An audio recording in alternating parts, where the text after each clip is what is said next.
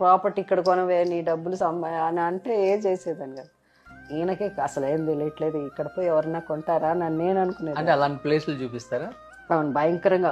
అప్పుడే ఆయన ఒకసారి ఒక ప్లేస్ అన్నానగర్ అని, ఇప్పుడు అన్నానగర్ చెన్నైలో 100 కోట్లు 100 కోట్లు, అక్కడంతా గార్బేజ్ డంప్ చేసేవారు. అక్కడ పందులు చనిపోయినది, పోయిన డాగ్స్ అవన్నీ పడేసేవారు. అది క్రాస్ వాసన అంటే వాసన, అసలు మనకి అద్దం తిప్పినా మన బాడీ మీద వాసన. అక్కడ కొనమంటాడు ఆయన. నాకు అనిపించింది ఏంటో పెద్ద తెలియగలను ఈయనకి, అసలు ఈయనకి లేదు ఏమి తెలియదు. మనకు చెప్తాడు అసలు ఎందుకులే పెద్ద ఆయన, మనం ఆయన గౌరవించాలి. ఓకే సార్ అని చెప్పేసి అలానే అదే అదంతా అయిందే. సౌత్ ఇండియాలో 1000 కోట్లు. సౌత్ ఇండియాలో రిచెస్ట్ హీరో అని చెప్తారు శోభన్ బాబు గారిని. And he deserves it and he earned it.